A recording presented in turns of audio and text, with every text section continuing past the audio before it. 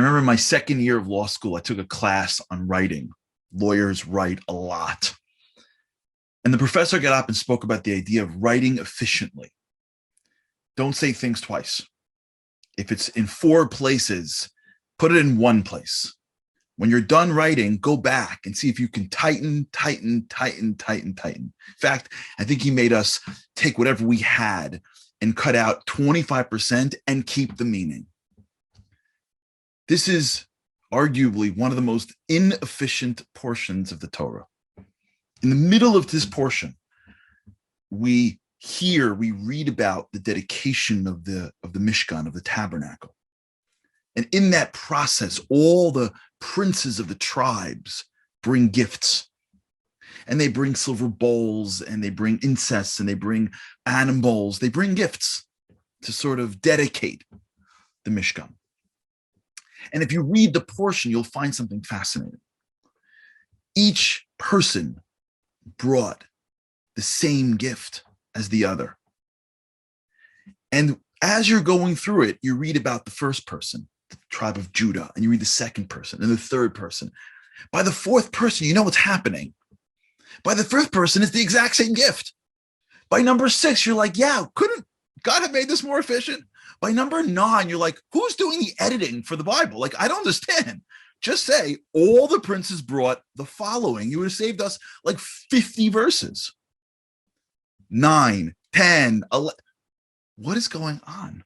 The Torah, which doesn't mince words, which doesn't say things that it doesn't have to say, tells the exact same gift again and again and again. So I remember hearing this question years ago, and the speaker who gave this question told a story that he saw. It was very touching. Story of a grandfather who was celebrating his 90th birthday. He was a Holocaust survivor. And thank God he had a large family. And when you're 90, if you're blessed, you not only have kids, you may have grandkids, you may have great grandkids. And all of his family got together to throw him this birthday party. And at some point in the party, they started bringing him gifts. And each of the grandchildren made him something for his 90th. And each one, he loves it and he loves it and he loves it. And every time he gets gifts, he shows everybody. So as the line goes down of all the grandkids in age order, in the back of the line was a little boy who started to become more and more uncomfortable. And his gift went from in front of his body to behind his back. And as he got to his grandfather, he was hiding his gift. And his grandfather said, "Why are you hiding your gift for?" And he said, "Because I'm embarrassed."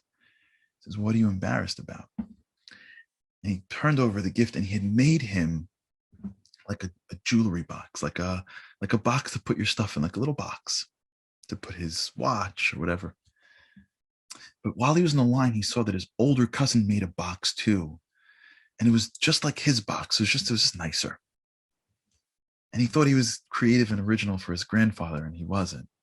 So he felt very embarrassed.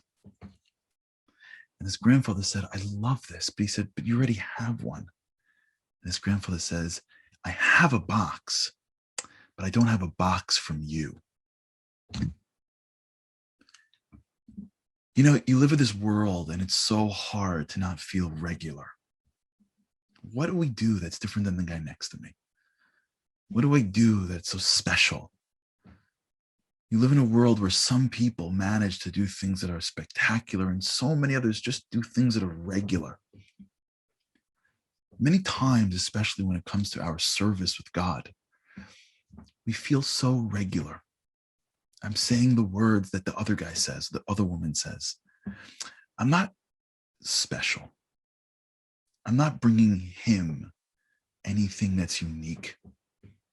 I feel that what I bring to the world, or what I bring to God, is just like somebody else. It's just that they do it better than me. Why would God look my way? What about me is unique that God would say, "I'm staring at you, and I'm so happy that I have you as my child"? And the answer is that we're looking at it from the perspective of a child. thinking that God needs something. God doesn't need anything. You know what he needs or that he wants? He wants us. He may have the box. He may have the words. He may have the mitzvah.